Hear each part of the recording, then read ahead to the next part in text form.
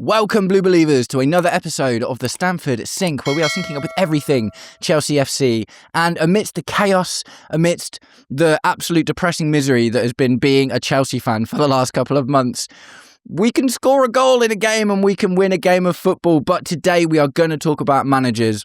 So it is my distinct pleasure, as always, to have two very good friends back on the channel. Jay from Talking Chelsea. Jay, how's it going? I am good, my man. I'm over the moon that we are in another final of the FA Cup. We could somewhat salvage this roller coaster of a season. I know we've got City, but we won't worry about that right now. Yeah. All right, we'll just enjoy it for what it is. But I'm good, my man. I'm good, thank you. We can dare to dream. We can dare to dream. And, of course, a very familiar face on my channel is Kai from Behind the Dugouts. Kai, how's it going, bro? It's good, man. It's good. It's nice to know what it feels like to celebrate a goal again. It's really nice. It was a good goal. It was a good goal, too. It was a good goal. It was a really good goal. But do you know what, Kai? Every time I've had you on my channel for the last few months, you always go, yeah, my life's good, apart from the football. Yeah, this time football's good and life's good. So, you know, we love that. We're on the way up. We're on the way up. We love that. Mate, we're on the way up. So, gents, you're both obviously going to release your own. I think, Jay, you did your match review already. Kai, I'm sure you've got one out or on its way out. But just before we get into the manager talk, which is what this video is going to be about, I just want to get your general opinion on how the game went, and do you think we can actually win? Like, just, you know, we'll keep it short, but, you know, how do you think the game went, and can we win with Callum McFarlane at the wheel in the final against Man City? What do you think? It would be the most Chelsea thing ever to do. That's what I'm going to say. The most Chelsea thing ever. Look, I've always said, I said this on the watch along as well, I will always back us to win a one-off game when we're the underdogs and things are very turbulent at our club. We've done it for this century. There's something about me that can't go into this thinking we're going to get battered. I don't care who we're facing. I've seen us beat Bayern Munich in their backyard, where we defended for our life the whole game and still somehow won. I've seen us lose at Wembley many, many times, especially in recent years. We have a 0% win record at Wembley in the last 7 or 8 years. It's wild. I still back us. I know we're playing City. I know it sounds deluded, but that's the fun part of being a Chelsea fan, is you have to have that, or football fan in general, you have to have that element of delusion to believe you can do it. I think we can. Yeah, no. What do you think, Kai? Yeah, I mean, just echoing really what Jay said, in cup competitions, you know, put us down at your own peril, right? If you believe we're the underdogs, we'll take that and flip you over. And we've done it once on the biggest stage to them in what was probably one of their most heartbreaking moments. So is it possible? Yeah, anything's possible, of course. But it's going to be a hell of done it with an interim manager. Exactly. Before. It's going to be it's going to be a hell of a task, but it's giving Di Matteo vibes, that's what I'm saying. Exactly. Yeah, Di Matteo vibes, Gus hitting vibes, do you know what I mean? If Callum McFarlane wins the FA Cup, he gets a statue, right? That's fair, I think. Etched into Chelsea folklore for eternity. Because he literally doesn't even have his coaching badges. Joe, what's even wilder is if, could you imagine that he takes us to the FA Cup final, which he has, and then we go win it, that he wins more trophies than Arteta has, or levels it in 3 weeks. It's the only hope that I'm holding on to the end of this season is we win the trophy, Spurs get relegated and Arsenal win nothing. Yes. Top season for me. Top season. Mate, if Callum McFarlane comes out of this season with more trophies than Arsenal, that is going to be special. That would feed generations, mate. We'll tell my grandkids about that. Yeah, mate, absolutely love it. I absolutely love it. So that's it. Yeah, I totally agree, man. I think we're in it. I think you can't discount us. I think new manager bounce. And the thing is, Callum McFarlane is probably the most unpredictable manager in the Premier League at the moment, isn't he? Let's be completely honest. It's very difficult because he kind of played like the Enzo Maresca style inverted fullback with Malagusto today, didn't he? And he didn't do that before when he took over. So he's literally just be like, yeah, I'll just try this, I guess. Just vibes. Yeah, it's just vibes, mate. Pure vibes. It's just pure vibes. Right, gents, let's get on to the topic of today's video. We're going to talk about the managers. I have a list.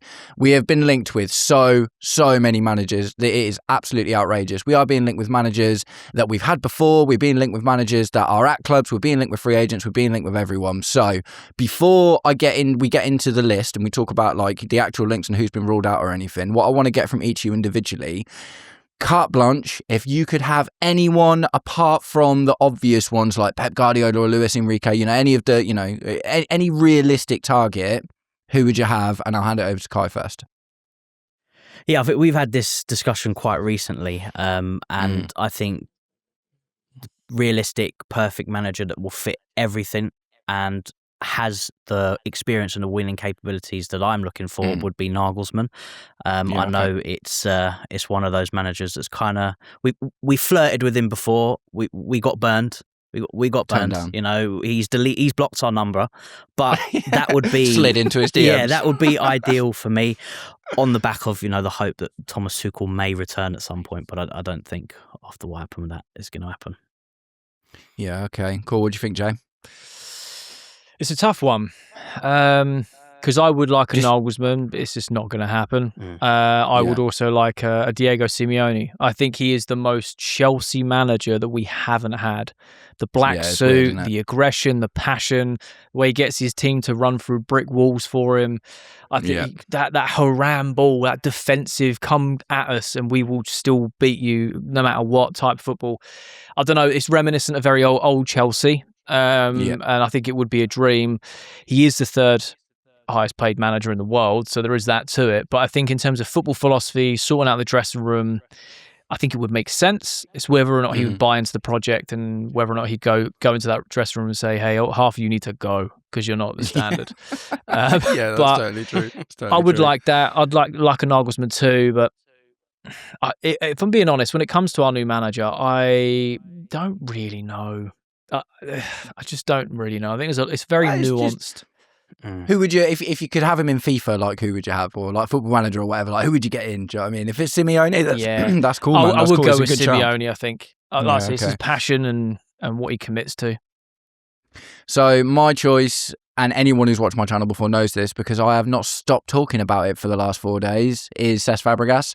I think he fits everything for me, and I won't go too much into why because we're going to talk about him in a little bit. But yeah, for me, Fab's the guy. I think the main thing as well is like the fan connection. You know, obviously it's not the same as what we got with Frank Lampard because obviously Frank Lampard's an absolute legend, but I think Fabregas is a better manager than Lampard was, and we would have that connection with him as fans, and we'd give him more time than we gave a Rosenior. Do you know what I mean? So what I want to do first is I want to talk about the managers that I think have probably been ruled out of the running. Now, anything's up for debate. Anything can happen. Football's football. You know, you never know what's going to happen. But I've got a list of managers who, for various reasons, we were linked with in the immediate aftermath of Liam Rosenior being sacked, but I think already have been weeded out of the chase. And I want to put it to you guys and see what you think. So the first one, maybe it's a bit of a gut punch, but I do not think that Jose Mourinho is coming back to the club. What do you guys reckon? Nope. No. I still feel like he'd get hired. He'd get hired and fired within 10 minutes. Yeah, so I did see something saying that. Yeah, literally. I did see something that said that they'd already kind of like ruled him out. And the thing is, as well, it is just romanticism as well, isn't it? Because of what he did with us. But the truth of the fact is, I know he did okay with like Roma and stuff, and I think he won the Europa League with Roma, didn't he? But outside of that, he hasn't really done much. Since he last left Chelsea, has he? Let's be completely honest. He's not actually. The only thing I would say, considering we're looking at what we're looking at right now and the managers that we're looking at, he's currently and potentially still could go unbeaten the entire season. That's bad. He's doing bits with Benfica in terms of absolutely what tearing it up. There. Are they top of the league? Are they? That's the thing. No, Porto but they've been unbeaten for such a long time now.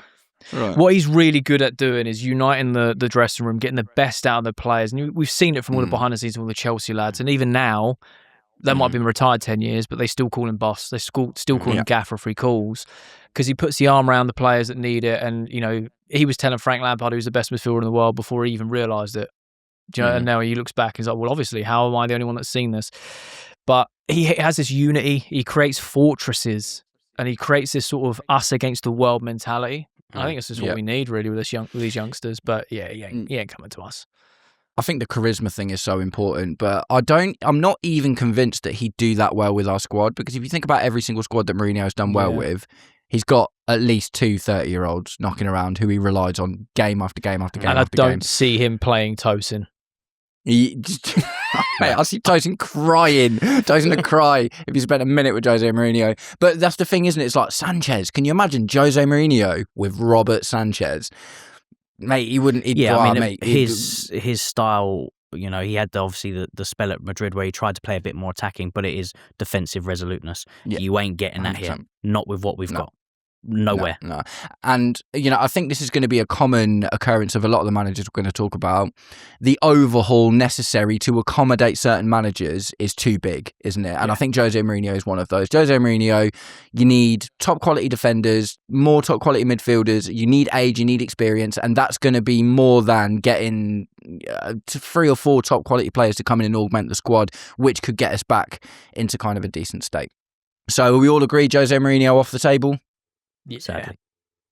Cool. All right, next one, Antonio Conte. Now, Jay, I know you said you're going to talk about this in your video tomorrow, so we don't have to do too many spoilers about it. But yeah, fine. So Antonio Conte, I just think, like, I know it's a different ownership, and I know, but it was burned, man. Do you know what I mean? Antonio Conte like sued the club. It wasn't just a bad ending; it was horrendous. It was horrific, and also very much similar to what I just said about Mourinho. I kind of feel the overhaul you need would be massive because we'd be talking about changing back to that system again. What do you think, guys? I think that he needs a war chest everywhere he goes.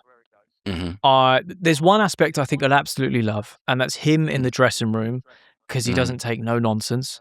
I think he'd really get these guys into shape, and he'd really tell the players who are good enough, the players who are not, and he would show them where the door is.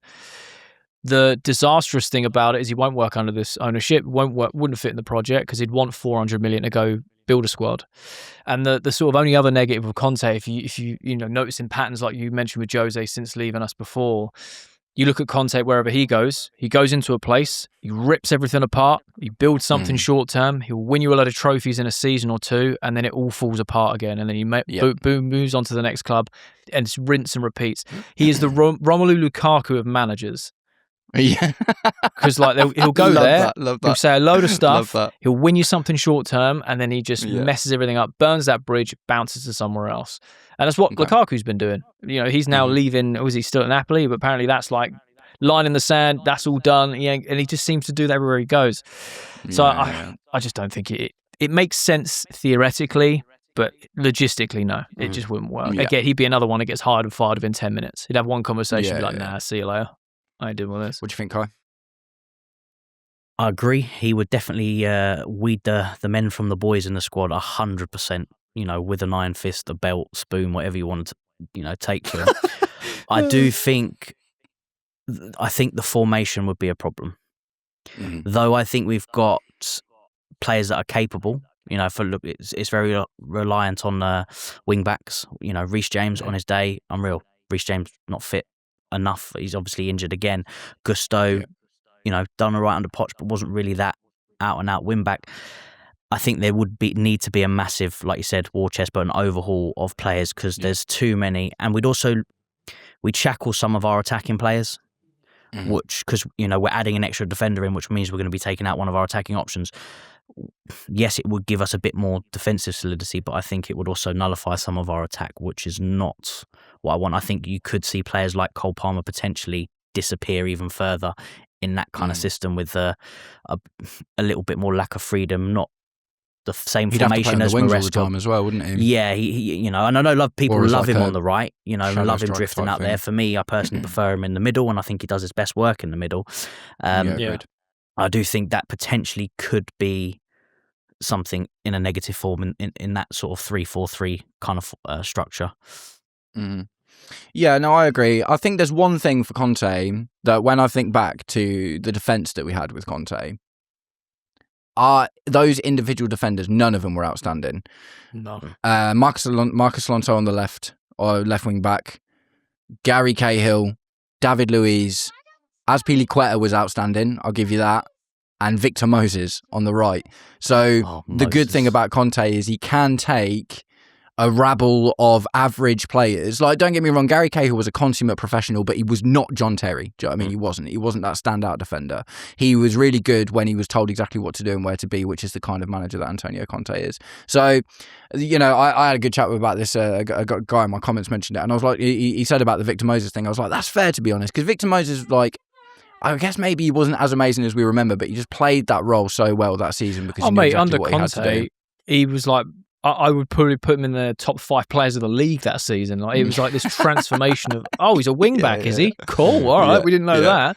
And then when Conte he never left, got used as a wing back again either. Exactly. That's the thing. Like, and even knowing when he moved on, Conte, we'd have Quenda coming in and go, right, you're playing wing back, and we'd have one of those type of moments. You're like, what are we doing here? Yeah, no, fair enough. Yeah. Okay. So we're all agreed that even though it was a great time and we loved it, Conte probably unlikely, mostly because of the vibes, but also, like I said at the start, and I completely agree with Kai. I think tactically, the team is not even nearly the type of. We haven't got nearly enough the type of players in order to, can sort of produce that same sort of magic that Conte managed to make. All right, move on to the next one. It's one that was, it came up and then was put down pretty quickly, and we've been linked to him before. It is Nagelsmann, who is currently the manager of Germany. So, the two big reasons I think that this aren't going to happen. One is he's the Germany manager, and I don't see them going for a manager in the World Cup because he will want someone. They will want someone to come in, work with the sporting directors, and it's come out today that apparently the new manager is going to have input on transfers and stuff, and obviously then work with the squad that he's got until the World Cup guys come back, and then go into pre-season. The other thing is supposedly he's turned us down already. And obviously that's what happened last time, wouldn't it? So, Kai, I'll go to you first. What do you think about Julian Nagelsmann? I know obviously he was your pick at the start, but I think he's been ruled out. What do you think? I mean, like I said, he's blocked our number. There's no ways they're having a second conversation with him. I just don't think he personally felt that the project fit him. I think a lot of it was down to the footballing decisions that he was being explained that was going to be made, and he wasn't happy with it, which we've seen the last 4 years what those decisions are, and we would all agree with him. But in terms of what he, as a manager, he fits the bill with experience. He's Bayern Munich, Germany, he's won things. He's everything you want in an experienced manager. He would fit the project in terms of he's a young manager, so it's someone that you could build with. So he fits everything, bar he just don't want to be here. So that's the only thing that it doesn't fit. Yeah, what do you think, Jay? Yeah, I mean, I echo the same thoughts as Kai there. I think if you was to ask our owners who's the ideal young manager that can be there for a while, dominate, get the experience, they would go, well, Nagelsmann's the blueprint. He's young, he's won everything at highest level, he's managing Germany. And he turned us down. He turned around and said, "This isn't a sporting project," and that speaks volumes. We all come to terms with that. And it's just he was just very on the nose. And I mean, let's be honest. I think the difficult thing about the whole managers we're going after is we're looking for such a finite type of manager. A lot of these other managers we're linked with are quite rightly just going, "No, thanks, I'm good. You're on fire right now. I don't have the fire extinguisher." I'd love to see him. It's not even just the squad at this point, is it? It is the sporting directors, the stuff about the medical team. Like, there's so much drama that's come out of our squad this season. It is unlikely that a manager's going to look at that. They always call the Chelsea job a poison chalice, and I always go, yeah, it makes sense because it's just a revolving door of players and managers. But right now, it's even more so. Even now, it's kind of like, wow. I know Rossini was fast-tracked. It was paper over cracks. He was definitely not ready. I think he's going to go on and have a very good coaching career. I genuinely believe that. I just think he was here way too soon. It was never going to work. Chelsea chewed him up and spat him out in 4 months.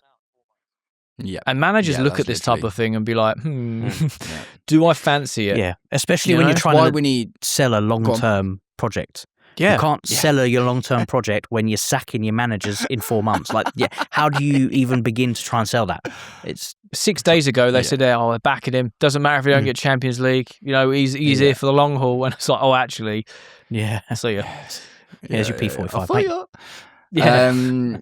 Interestingly about Liam Rosenior, actually. So I saw something really interesting about that today. So one of the reasons apparently we moved for him quicker is because there was a thought that he might go to Tottenham. Because he was attracting, it was like, right, we kind of take the risk on him now and see how he does, or we lose him potentially to another Premier League club. Wish he went Tottenham because they would have been guaranteed relegation with his run of form, exactly. They made a poor decision with that one. Yeah, no, mate. Yeah. They won the other day as well, didn't they? Gutted, absolutely gutted. That's right. Right. Okay. So we've got 2 more on the rule out list, and then ones I don't know as much about, but we'll talk about them anyway. One of them is Farioli, who is the current Porto manager. he actually seemed like an interesting fit. He plays a similar formational style to what Enzo Maresca does, but he's a lot more of a defensive manager. So he does like the inverted fullback thing, but he really, really favours defence. Supposedly he's come out and committed to the Porto project. So maybe you guys know a little bit more about that than I do, but my understanding is he's been ruled out as well. Not too much from me. I'll be totally honest. The only thing I'll say is there's a few players in there that I like that he could bring with. I mean, their goalkeepers. He's pretty decent, and they've also got Thiago Silva. So is he not? No, it's a Brazilian team, isn't it? That's got like Diogo, a 45-year-old goalkeeper or whatever it is. I mean, he's been around for a while, but he's decent. Maybe Thiago Silva can come back and as his backroom staff or something. You know, I love that, man. What do you know about Farioli, Jane? I don't know too much, other than the fact that the only thing I've been basing things off of, and again, it's very wild in the Chelsea sphere right now, the whole PR thing being thrown around. And I get it. You can read through some briefs. But the one thing I do genuinely think that they're going to try and stick to, well, hopefully, is they're saying they want Premier League experience, which does write a lot of these managers off unless they are of an elite level. And then we come to another crossroads of, is an elite manager going to want to take this project, etc. So I look at Farioli. He is a very interesting manager. He is a bit more defensive-minded. He's doing a very good job at Porto. He is instantly come out and said, "I'm committed, man. This is my thing." I think for him, he's on a run. He's in the zone. You're not going to put him away. But it's the big experience in the Premier League, that big machine that is Chelsea right now. Would it chew him up and spit him out? I don't know. Yeah. I'm going to be honest. I don't know too much about him other than the fact that he's just doing well at Porto and he's happy there. And I could do nothing but respect that. Yeah, same. Yeah. Absolutely. I will say though, on one of those things though, on the managers coming out, the worst time to ask them is right now. Is now. In the middle, in the season. Like when everyone's got things to play for. Obviously there are going to be some people that are going to go 100% no. But if you're any kind of intelligent person, you are not going to upset the apple cart with 5 games left, especially with them. They've still got a lot to play for. If they drop points, Benfica's sniffing behind them. There's a few other managers and like Lampard says some things that have been floating around. Nobody in their right mind is going to come out and say yes. But kind of like you just said, we are already... No one is going to say yes, and it's not about whether they say yes or not. It's about breaking down their answers about how definitive they are. Like, Farioli has come out and said no. Do you know what I mean? That's what I mean. Like, I'm not saying him in particular, but you know what I mean? Like, it's that you read in between the lines kind of thing. How much of a no? Is it just a no because I'm pressurised, or is it actually a no? I think what it is, it's about whether they're inviting Chelsea or not to have a conversation with them. Yeah, that's what it is for me. We're going to get onto that a little bit more because you mentioned Lampard and Fabregas, and that's very prevalent with both of those actually. But that's what I think it is. Like, you're 100% right. No one's going to come out and be like, "Yeah, I'll take the Chelsea job." Even Iraola at Bournemouth, even though he's on his way out, he's not just going to come out and say, "Yeah, I'll do it," because he's got a job to do at the end of the day. But their answers are indicative, and the answers of them and the answers of their clubs are indicative about whether they will be invited to have a conversation with that manager. So that's all we can glean from it right now. The last one, relative unknown for me personally. I know he was the Borussia Dortmund manager for a little while, and I think he was the one that kind of benched Gittins. It's Terzic, and I think he's just signed for, well, he's going to take over Athletic Bilbao next year. So I saw he was in like a lot of the news stories at the beginning, but I don't know a huge amount about him. What about you guys? No, and nor do I think it would have fit anyway in terms of stylistic wise. But again, like you said, any manager that's out of the job is going to be linked to this job. I think that's what it is. That, he's free, he's available. The season, so it makes sense, right? And realistically, I don't know too much about him, but the name doesn't inspire me. He might have done all right at Dortmund, but if he's the one that benched Gittins, he wouldn't want to come to us and try and play him again. Yeah, you just bench him again. Yeah. If he can ever play again, because he's just perpetually injured. He's the new Lavia, who was in turn the new Reece James. It's like, we've always got one, haven't we? We've always got one. Yeah. All right, okay, cool. So ruled out managers, Jose Mourinho, Antonio Conte, Julian Nagelsmann, Farioli and Terzic. Pretty sure they're not going to happen. So I'm going to move on. Before we get into the managers that are being talked about in the news, there's a couple of managers not in the news that are being talked about more by like fandoms and YouTubers, and they could potentially be available, and it's interesting that they're not really being linked. And one of them, I think, in particular, is very interesting. So we'll start with not in the news. You mentioned him already at the beginning, Jay. It's Diego Simeone. So there's been some idea that Simeone might leave Atletico at the end of the season. He's been there forever.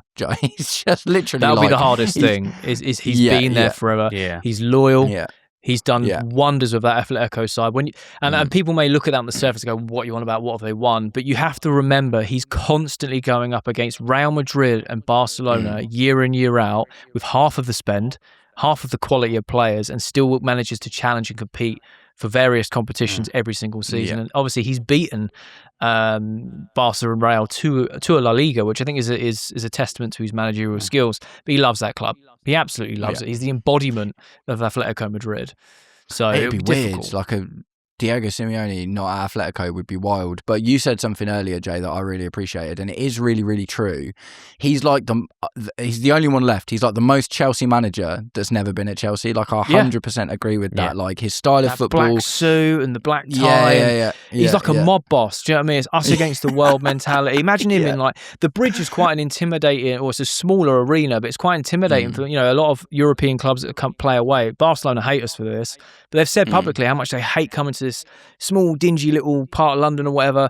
Imagine Simeone in that dugout, do you know what I mean, on a European night under the lights and having that us against the world vibe. I just think it makes sense. Maybe it is romanticised. Maybe he isn't the best fit, but he is the most Chelsea manager to never manage Chelsea. Yeah.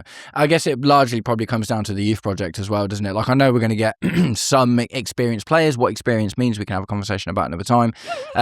But even so, the squad with the average age of like 22 or 23 or whatever it is now, like Diego Simeone's not doing that. He's going to want some bruises. He's going to want some people that have been there and done it. He wants people with battle scars as well. And the other thing is, he's the third highest paid manager on the planet. So we aren't going to be able to afford him. Because he's going to be like, well, if I come across, I want X, and we're going to be like, yeah, nah, how about like 40 quid a week? Do you know what I mean? It's just going to be it's just going to be insulting to him. Unless he really buys into it and goes, do you know what? I can't wait to coach Jamie Gittins and Delap. That's right up my street. Mate, guarantee Simeone turns Delap into a monster. Can you imagine? The English Diego Costa. Oh, mate, crazy. What do you think, Kai? Diego Simeone? Look, I agree, man. He is the most Chelsea manager that's not been here. And I know we think about his robustness and his defensive solidity and things like that, but he did work with some wonder players, Griezmann, Koke, like he Costa, Falcao. You think of these players that he absolutely turned into machines. Yeah, it's true. He could. There are players in there. I'm thinking like Enzo under him, because Enzo's a bit of a unit. Could be a little bit more in his output, but I think what he could do with him, there are. I'd like to see links this team. Alvarez come with him as well, because look what he's doing with Alvarez. Exactly. So it's true. He it's not like it's just the defensive side of the game. He can produce some special attacking, displays. So there's a lot to like there. He is just, out of all the managers, is probably one of the most hot-headed managers in the game. He doesn't like what you say. He's still there. They're scared of him. Exactly. If he doesn't like what you say, he's not telling you. He's headbutting you. Like that. That is it. That's how he does it. Like so, that would be a massive turn off for those, wouldn't it? Wasn't it Simeone that wrecked David Beckham? Probably. I'm not too sure. I think it was. Yeah, I think it was because he was a rough player as well. When he's like, mate, that's where he got his managerial style from. Just his time as a player, knowing what it means. And I think like not only is he a good manager in that sense of getting players to run through brick walls, but it's almost like, I don't know, it just gets people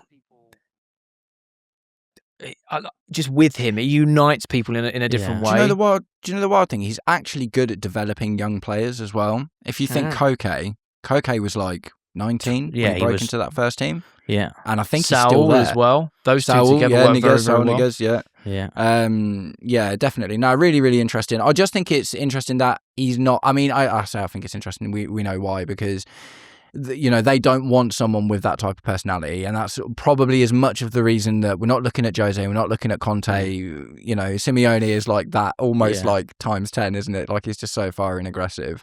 The next one, I think, is a really, really fascinating conversation, and I think it is wild that there are no concrete links to him at all. Like, we are seeing links to lots and lots and lots of managers, but no one is actually talking about. Well, the fandom are, and creators are, and pundits are, but no one is talking about Xabi Alonso.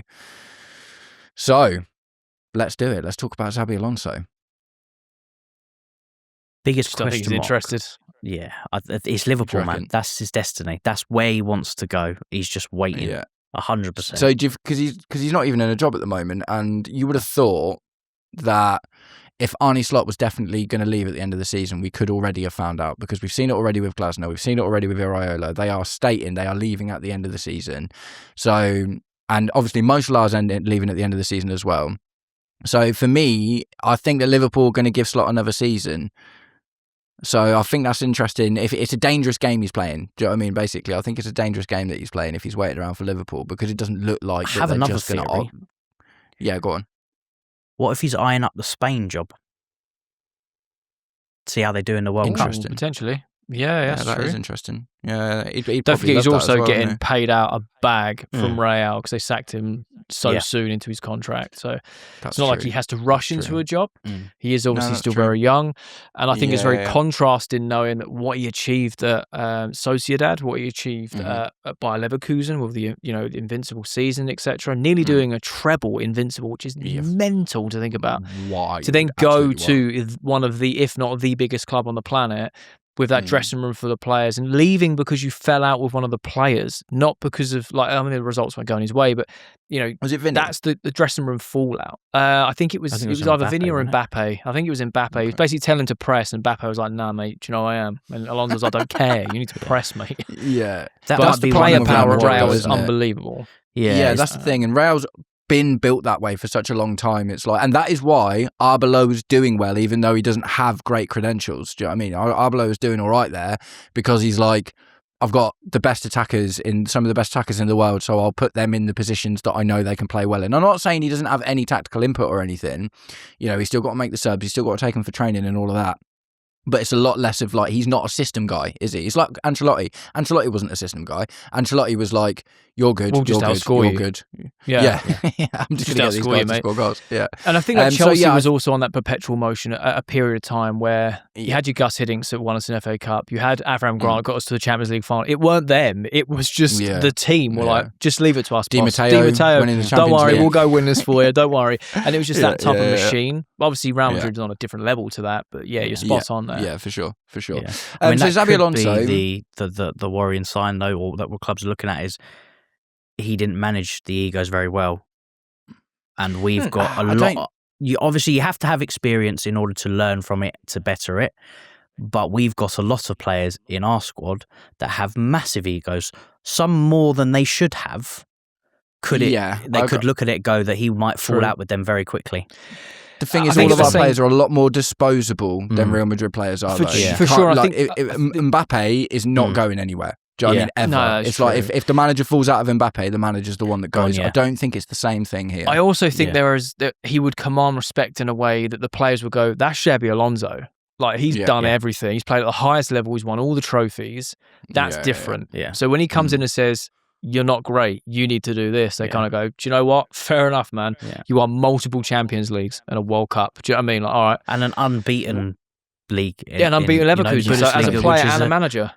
Which is and won the by the reason same that he team every did year. that, and the reason that he did that is because he's a system manager. That's the thing, isn't it? So he was allowed to be a system manager. The players were made to buy into his system by him and the club themselves. But at Real Madrid, they're not going to Mbappe. He's the manager. Play the way he tells you to, or you're out. They're like, Mbappe makes us more money than Alonso does. Therefore, we'll change out Alonso.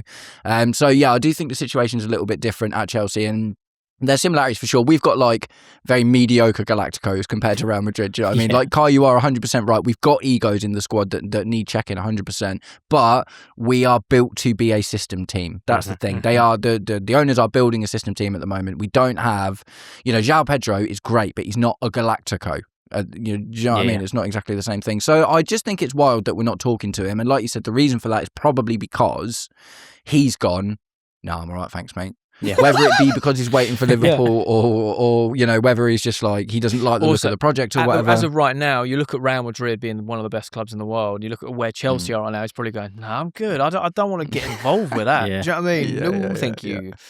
I mean, I guess with the Liverpool job as well, like they spent $500 million in a window, and he'll be looking at that being like, Allan Isaac, I think I could do something with that. Or Florian Wirtz. Probably. Okay. He's also got to pick his next move very carefully.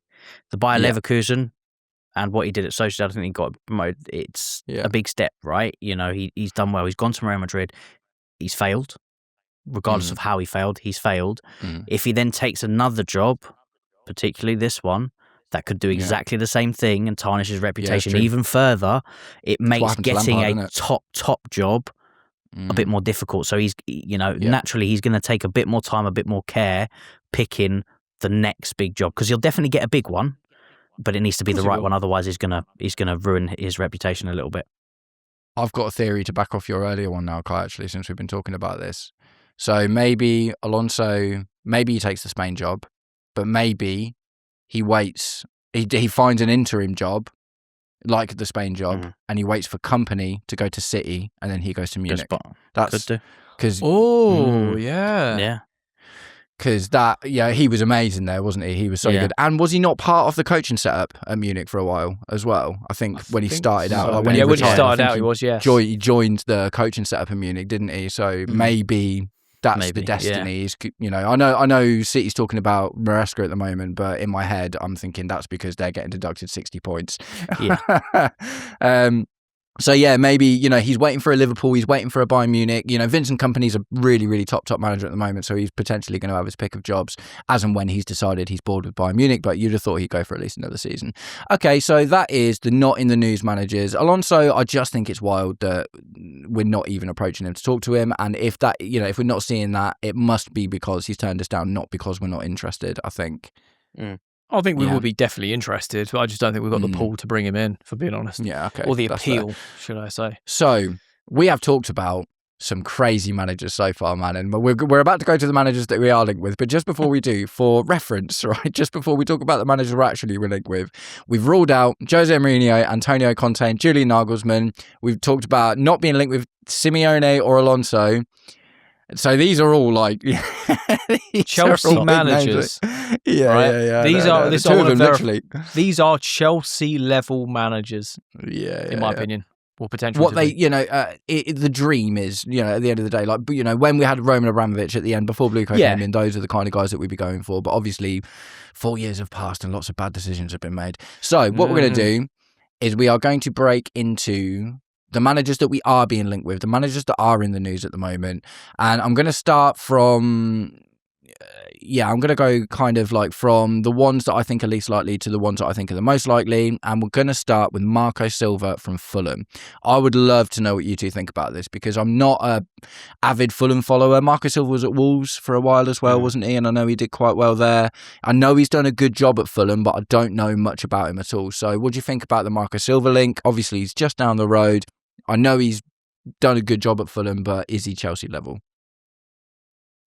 In my opinion, no, just isn't. Like, I like Marco. Like you said, he's done a good job with the places he's been. He's had good moments, good run of form. He's also had bad runs of form. And yes, them teams are different. He's had to implement his style, and they're different caliber of teams in terms of resources, availability, visibility, that type of thing. I think yes, he's doing a good job, but it does not fill me with confidence going, bring him to Chelsea, he will take us to a Premier League. I just don't see it. What do you think, Kai? Yeah, I feel exactly. It would be very, very similar to another Thomas Frank situation, going from a mid-table team that's a good chance, going to a bigger team and can't handle the pressure. He's not going to command the respect of the players, regardless if he's been around for ages, he's been in the league, he's done well with whatever he's done with.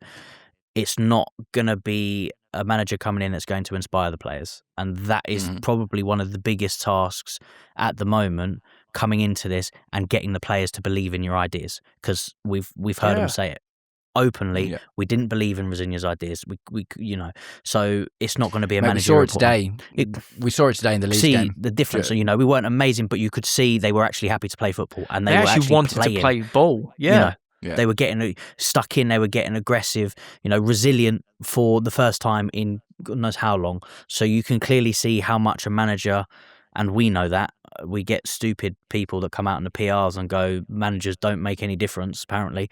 But you can see the big difference when you've got something really bad that ain't working affect the players to the point where they forget that they're actually footballers, and how much of a difference it can change just by removing that one piece of, and I don't think Marcus Silva coming in would elevate it. I think it would literally stagnate and then drop quite quickly. Do either of you know or think he's better than Liam Rosenior? Tactically, yes. That's the barometer. It's tough, I guess, but you have a bigger sample size, and he's done it for many a season, and consistently. He's consistently hit the same sort of spot with Fulham.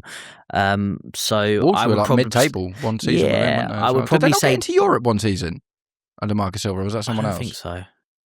No, I could have sworn they had Europa League at one point. Wasn't he the one that kind of got Pedro Neto on the map for Wolves in terms of that really good performance, output season for him? I'd say tactically he is probably better. Yeah, I mean, look, Liam Rosenior's very early, and he's very early in his coaching career. He got he sacked from Hull, or got him finished, I don't know, mid-table, 7th, I think. Been at Strasbourg, got him in the Conference League. Like, great. He's just very early. It's like if you had to look at it as a career path, he's on the second stepping stone. Whereas Marco Silva has been doing it for Premier League clubs for years. I'm going to struggle to find a manager on any list ever that is worse than Rosenior at this stage that could be linked. And that's not me trying to throw shade. Like, I'm just thinking objectively. Yeah. I've won trophies on FM. Do you know what I mean? I could put myself name in the hat. It's one of those, right? And like I said, I think he'll go on and have a good coaching career, but Chelsea chewed him up and spat him out. Yeah, for sure. No, 100% agree with that. All right, okay, so we're going to move on to someone who's very close to all of our hearts. We are going to talk about Frank Lampard. So, I am surprised that Frank Lampard hasn't categorically ruled himself out. And I don't like that. Like, Frank Lampard basically came out and gave, these open-close statements sort of thing that we talked about a little bit earlier. I think Lampard came out and gave this statement the other day where he basically just said, I think Coventry fans should be happy with what we're doing. But he didn't say at any point, like, I'm committed to this. This is my job now. I'm getting him into the Premier League. Like, he gave a really outward answer. And as much as I love Frank Lampard, and I was so devastated when we sacked him the first time, like I was desperate for him to get more time. Same. I don't think he's ready yet. I don't think we'll get Frank Lampard 4 times, if I'm completely honest. Do you know what I mean? I think Frank Lampard needs to take this team into the Premier League. Like, look, Vincent Kompany took Burnley into the Premier League, got the Premier League experience with that team, and then got the Bayern Munich job. Do you know what I mean? So it's, because he's stuck to his style of play and stuff. But I'm just not sure. I think Frank Lampard's got the man management element. But if you and don't get me wrong, he's doing really well with Coventry. But the Everton stint, I think, is probably the most telling at the end of the day. Like, he is doing really well at the moment, and it shows that he's improved because obviously he's done a lot better with Coventry than he did with Derby. But then I do think Frank Lampard will be the manager again in the future. I just don't want it to be now, because if it doesn't work, I don't think we'll get him back again. See, I hear what you're saying. While I'm not surprised he's not shut the door, because he's a Chelsea man. He will always love this club. He's said that many times. He will always take the opportunity to come back to the Bridge. He's made that very clear. Do you know what I mean? That's why he's not going to ever say no. Do you know what I mean? He'll be like, we'll have a conversation. He has just, today was a great result. He lifted the trophy of the Championship for the Coventry fans at home, beating Wrexham 4-1, giving that nice speech. I look at what he did for Chelsea when he first came in. Transfer ban, load of kids from the academy, gets us Champions League football, and you think, wow, that is a group of lads who buy into a legend of the club, buy into the systems he wants to play, and over-deliver for him to help everyone out, right? And then I look at the interim when he come in, mate, it was horrid. It was stinking out the gaff, because you look at that team, even he come out publicly and went, who are these bozos? That ain't good. He literally said, they're not They're fit. awful. He just came out and said the team are just so unfit. It is ridiculous. And it was like Conor Gallagher he was like Conor Gallagher's the only fit player at the squad. It's crazy. But I think that the way I'm looking at it now, and maybe there's a slight bias because it's Frank Lampard, but I look at Maresca and I go, right, he's a disciple of Pep. He wins a championship. He comes to Chelsea. He has his own sort of time to go, right, I know what I'm doing. This is my chance. Gets his top 4, wins his 2 trophies, great. Stabilises the ship, gets the best out of a bad bunch, essentially, because even he said time and time again, we ain't quite there yet. I look at Lampard now, he's won the championship, not playoffs or nothing. He has absolutely destroyed that league.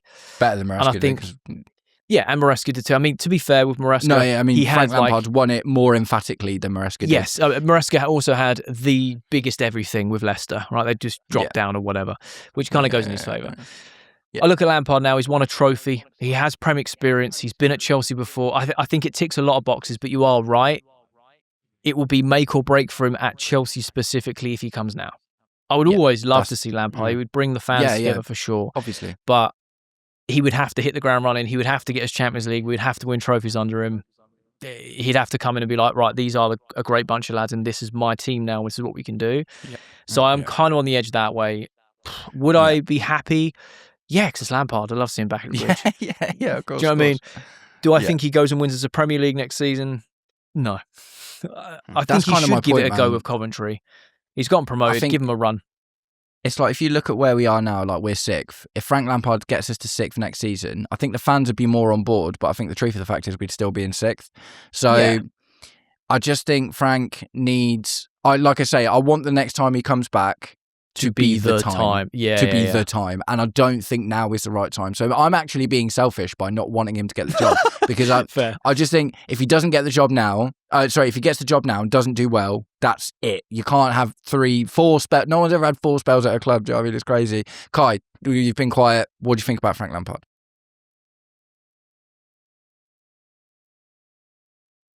Look, I sort of echo a little bit on Jay's, and I'd have to disagree with you slightly, Matt, in terms of him not being ready.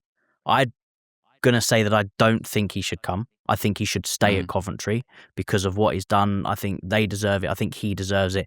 It will help his career progression and help him, managerial progression.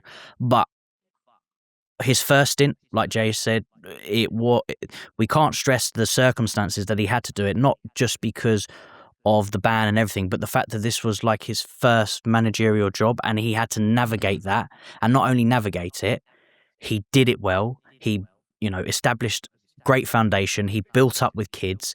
They brought in superstars. He managed to do that, and he did really well. He then had a little bit of a stinker here, a little bit of stinker there. He's then gone to Coventry, and it's not like Coventry were flying.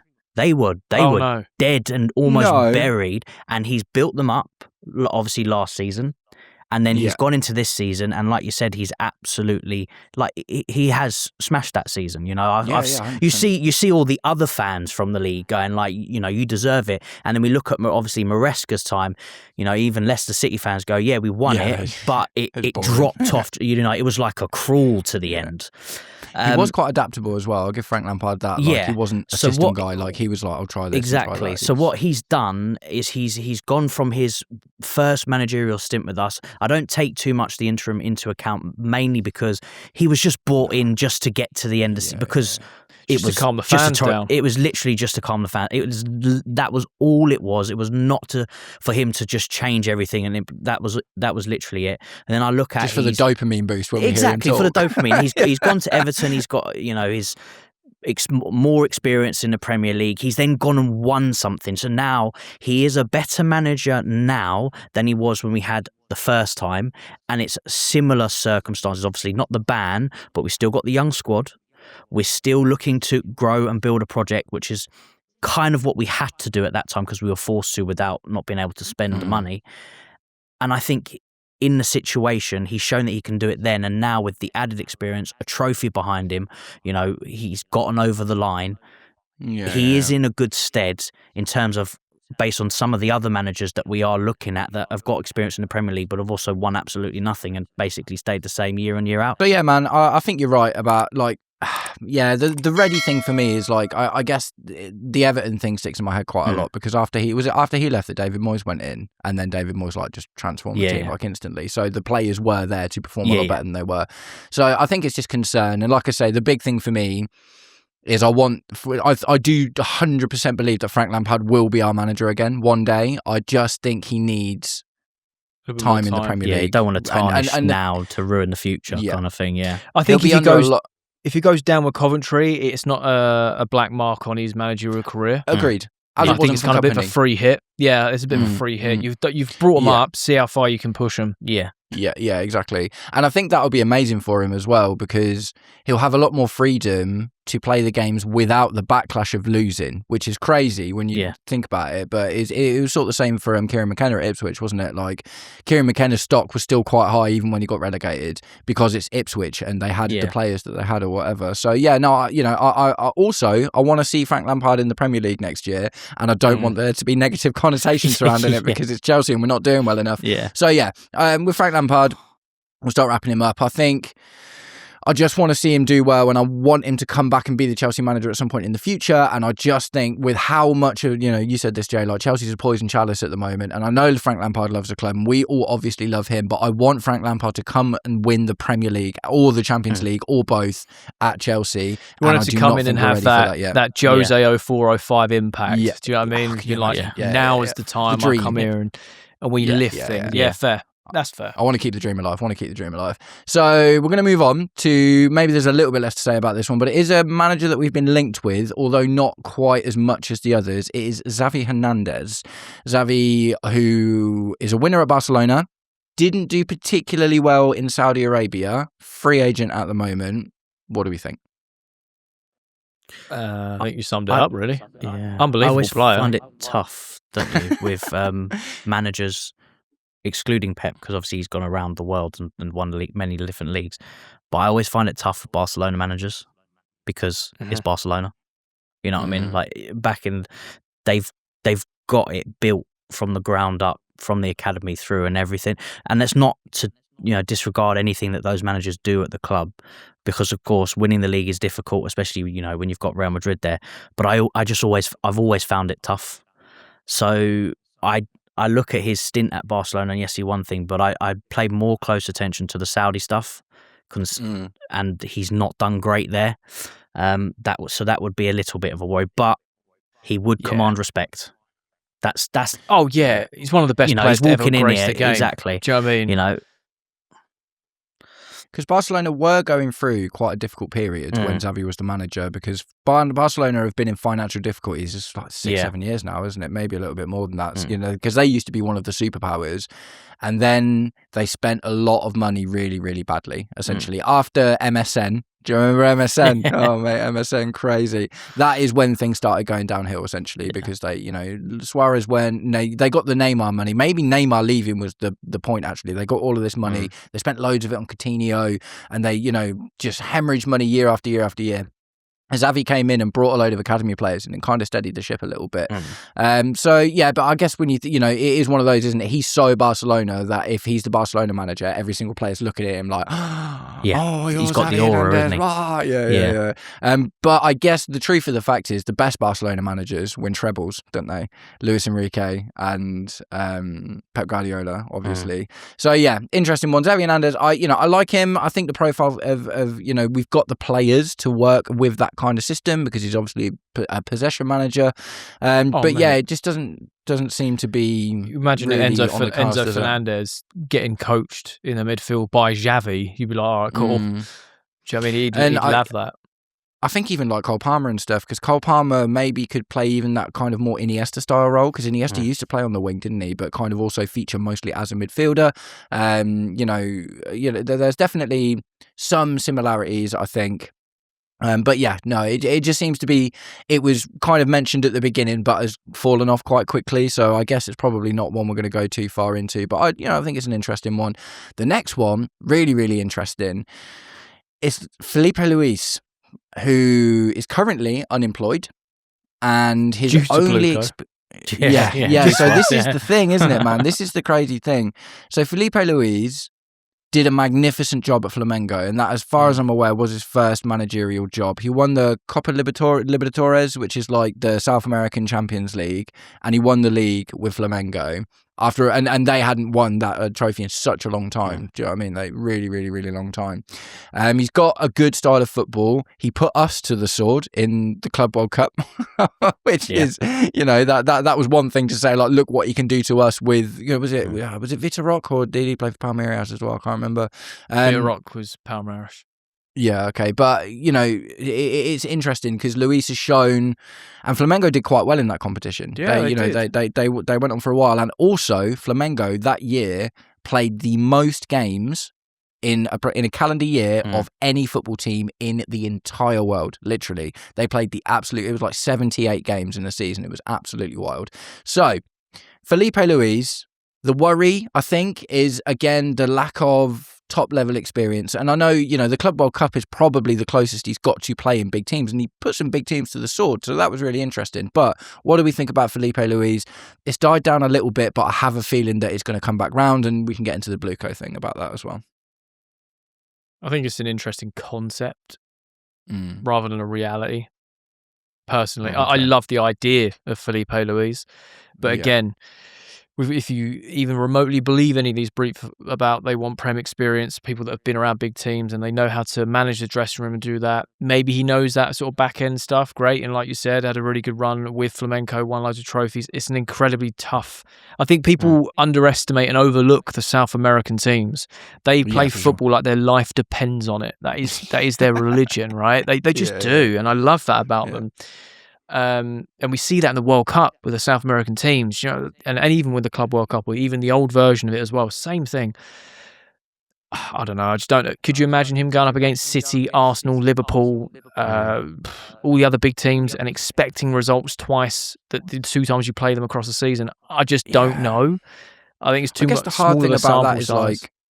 I always use Arteta as a benchmark for these kind of conversations, because Arteta had never had a job before and went into Arsenal. The thing is, he was given time. That's the big thing, but he's also not won anything. He won. That's true. Well, an FA Cup in 2020 with a team he's not inherited, like Arsenal.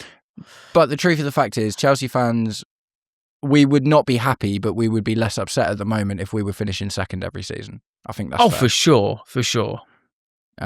So yeah, what do you think about Felipe Luis, Kai? Yeah, I mean, I think the biggest plus is we've got a massive South American contingent in the squad, haven't we? True. Everywhere, midfield, up front, wings, all over the place. So immediately you got players that resonate. Not even the fact that he's played the game, played Chelsea before, but yeah, it's tough. Not enough sample size for me to give a sort of a valid opinion on what I think of as a manager. And I don't particularly watch the Brazilian league or the South American league that much.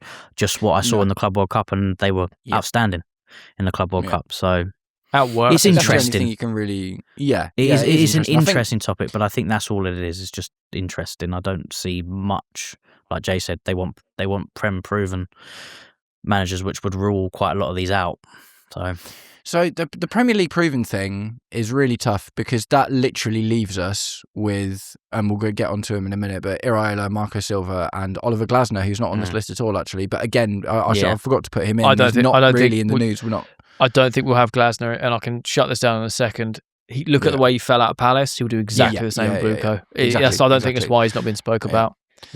So that literally leaves us as the two options actually genuinely just being Marco Silva and Iraola, and that really is only one option, isn't it? So I don't know. It seems a bit the Prem thing, like, I get it, but I think if they found the right manager with the right amount of actual charisma, and the thing is as well, you would have thought that some of the big players that have had signed new contracts, like Reece James. When Reece James and Moises Caicedo signed their new contracts, they were told, we're bringing in experience in the next summer. And we've also been hearing that the players want a big manager with a big character, and that the players want big character, don't they, to come in. So I do think that the Premier League thing, that almost limits us completely, and it literally sure. cuts off almost everyone that we've talked about. So it's difficult because you would like a manager with Premier League experience. Of course you could, but I think the pool is too small to really assume that that's the case, unless Iraola is destined, and that's what's going to happen. It's one of those things where it sounds good in your head, but then when you say it and you realise what's there, you go, "Oh, maybe I shouldn't have said that." Yeah. Literally our entire ownership the last 4 years. Exactly. Oh, shouldn't have said that. Oh, shouldn't have said that either. No, I think what it is as well, so if you've got an elite manager who has no Premier experience, you bring him in because they're elite. Yeah. But I think what they're trying to do is, this finite band of managers that fit in there. It's not many. Yeah. It's really not many at all. I think It it's doesn't the fill me with a idea lot of hope. having a manager that knows how to navigate the Premier League. Maybe that might be one of maybe. So their theories. do you think, and obviously you'll know who I'm talking about when I say this, do you think having a storied playing career in the Premier League is important to that? Vis-a-vis Arteta, for instance, who had a big Premier League career despite not having managed in it before, and obviously he's done quite well. So do you think if, Lampard, for instance, and Lampard's got obviously Prem management experience, but, a couple of these players on this list have, Alonso, obviously experienced playing in the Premier League, even though he's never managed before. You know that Liverpool would be happy to have him, even though he hasn't got Premier League experience. They think he'd come in and probably win them something. So do you think there's anything in a manager having a storied Premier League playing career to give him an idea of what the culture's like and what the league is like? That could be in how general? they turn the words, because they're not saying managerial Premier League experience, they're just saying Premier League experience. So they could bring in someone that had played in the Premier League. Go, he does have Prem just as a playing career. That could be a Felipe use Luis it that way. Yeah. He played for the club. He won trophies, won the Prem. Do you know what I mean? Of course, he's got experience. Played 7 times. Then just dipped. Do you know what I mean? Come in for 1 year, won a Prem, and bounced. Just before we move on from Felipe Luis, one thing I really liked about him is I read an interview that he did once, and he was so humble about losing his spot to Azpilicueta. He was not like bitter about it at all, and he was like, I came in and I was like ready to play, but this right-footed guy was getting in front of me every single game, and and he said he was annoyed at the time, but like in retrospect, he was really, really humble about it. So I did appreciate that. And Felipe Luis obviously speaks English, speaks Spanish, speaks Portuguese. Also played under Diego Simeone, so he's going to have that bit of and top level side, experience. a bit of grit, won titles in his he won titles in his Exactly. playing career and in his managerial career. So I do feel like more than I'd rather have a Felipe Luis than a Marco Silva, for instance. Oh yes. 100%. So I do think that there is some legs to the Felipe Luis story, and what I don't want to think is like we owe him one because we lost him his job. Do you know what I mean? Because of the whole Strasbourg thing. Yeah. And I don't think that would be ridiculous for anything like that to play into it. I would love to see him at Strasbourg. Actually, I'm actually gutted that that'd be interesting. he isn't at Strasbourg right now, because that's who you want at Strasbourg, isn't it? You want Felipe Luis at Strasbourg and then groom him to come and get an opportunity here, because that would be sweet. Okay, so we've got 2 left, and it's the two big ones. So who I'm going to start with is, we'll back off of the fact we were just talking about Premier League player experience. We're going to talk about Cesc Fabregas, right? So he's just my guy. The thing for me is I'm like a kid when I talk about Cesc Fabregas, because he is literally my favourite Chelsea player of all time. I just thought he was magic. So the he narrative is your Frank about Lampard. the Arsenal. Yeah, he is. He Right, okay, literally is. And don't get me wrong, I love Frank Lampard, but the thing I like about Fabregas is the fact that he was an Arsenal gem. I love that. And he never won the league at Arsenal. Him and Jose Mourinho hated each other. Absolutely hated each other. When Mourinho was at Chelsea and Fabregas was at Arsenal, there were moments, right? Mourinho comes in for a second stint. Fabregas is turned down by Arsenal, by the way. I can't even remember who they bought instead. But he was turned down by Arsenal. Buyback. Yeah. And then Mourinho called him up and is like, mate, come here and we'll win the league together. And they put their past behind them. He came in and it was magical. So, and I love that kind of player. Like, that kind of player is so rare. He's not athletic and he's not, he wasn't a runner. He's a wizard, vision, passing, technical ability, absolutely stunning footballer to watch. He made it look easy as well. Do you remember, like, one of my favourite moments was one of the first assists he got in a Chelsea shirt was the dink for Andre Schürrle against Burnley. I think knew it was you were going to 2014-15. What a goal that was. Oh, it was so good. It was so good. And my second favourite Fabregas moment is his first game in a Chelsea shirt against Arsenal, where he sat down Mesut Ozil. Do you know what I mean? He just literally sat him down. But like, it was so good. It was brilliant. So look, that's me gushing about Cesc Fabregas because I loved him as a player. But I do think, for me, of the realistic targets, he's the most credible one on the list when you consider the nuance of the job that he's done at Como. What he doesn't have is experience at the top level and trophies. That's true. I'll 100% give you that. But I think Fabregas is a better manager than Frank Lampard. I think he's a better manager than Enzo Maresca based on what we're seeing right now. And yeah, for me, like, he's just the guy. But, you know, before I gush any more about Cesc Fabregas, like, I'll let you guys get in. What do you think about Fabregas, and would you be happy to see him in? I like Cesc Fabregas. I love everything about him as a player, and I think he's doing a very good job at Como. I just worry that, is this a too soon job? Is this a fast track job? Because again, like, he hasn't won anything yet. He's still very early in his managerial career. He's been given that freedom by Como, where they're saying, "Hey, you just do your thing, bro. We're enjoying the ride. We're trying to go into Europe for the first time ever. You do you, bro." And I think it's fascinating to watch. I love the way he talks and handles himself in the press. He's always football focused. That's all it is. It's football. The way he reads the game, obviously the way he played the game. I do really like it. I don't know. I think we could be seeing potential. I think he is one of the top candidates. I really do. Yeah. I think it makes a lot of sense. Yeah. There's just something about me that holds off a little bit in terms of, he's not done it. I think he's the only compromise between what Blueco want and what we want as well. I think he's the only manager. He doesn't tick everyone's boxes, but I think he ticks enough boxes on both sides, which I don't think anyone else does either. The interesting thing about Fabregas, like, I get what you say. Like, you said something interesting about, like, is it too soon for him? Is he fast tracking? Fabregas fast tracked from an assistant manager to an interim manager to a head coach in the space of 6 months and got the team promoted. He was under pressure because they were dropping. Do you know what I mean? The reason Como sacked their manager. I think there was like 3-4 months of the season left or something. Fabregas, without ever having a managerial job before, almost a little bit like Mikel Arteta, takes that team, turns it round, gets them promoted for the first time in 20 years. That's amazing. They got no money. They can't go out there and just get the guys that they want. They've been in the second tier or whatever of Italian football for 20 years, gets them promoted. Okay, that's impressive. If we were just talking about that, I'd be like, yeah, okay, that's probably not enough. That's like Maresca getting Leicester promoted to the Premier League. And actually, that was more impressive, but still, it's the same kind of thing. Yeah. All right, okay. He gets the job. He takes them for a whole season and finishes 6th in his first season, and still they are handcuffed financially, because they're an Italian team, and all Italian teams are handcuffed financially, but even compared to the likes of your Inter Milan, your AC Milan, your Juventus, he has not got the spending power, but he gets smart loans, young players to come in, so we know he's good at developing youth. Nico Paz, everyone wants Nico Paz now, even Real Madrid. They weren't sure about him for a while, but they're like, no, we'll take him back now. I just said, there's a buyback on that. Yeah. And and then his second season, which is this season, he's 5 points off the Champions League by this point in the season, and he's still under pressure with nothing, absolutely nothing. And that's similar to what Frank Lampard had at Chelsea, right? When Frank Lampard got that team of academy players into the Champions League, he did it with nothing because we literally had a transfer ban.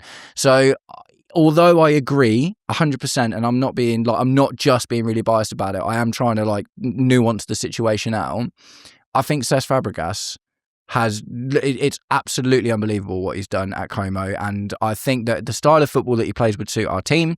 I think he's a young system project manager. I think he's connected to the fans. I think he's got some sort of Premier League experience. I think he talks really well. In particular, he actually came out, Kai, you'll remember this, we did a live stream with the Blue Lounge ages ago when Maresca, it was when Robert Sanchez got sent off. Maresca made loads of crazy subs, we lose the game. Fabregas comes out talking about that a few days later, and he was talking about Chelsea DNA. He was talking about the Chelsea way. He said Maresca is like, he was like, it doesn't matter if you got 10 men, you try and win the game. So I think he's already got the mentality. He's worked under Jose Mourinho, Arsene Wenger, Antonio Conte, Pep Guardiola. He's worked under all of the best managers in the world at some point. Do you know what I mean? At some point in his career. So for me, it's just without the only thing he doesn't have, and I know it's a big thing, is trophies and Premier League experience. But I think he's got everything else in droves. Sorry, Kai. What do you think?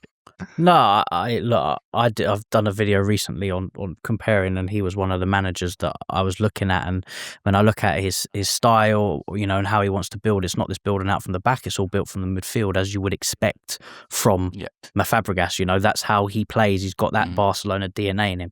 But all the arguments you're making for him is exactly the exact same arguments that you made against Frank Lampard.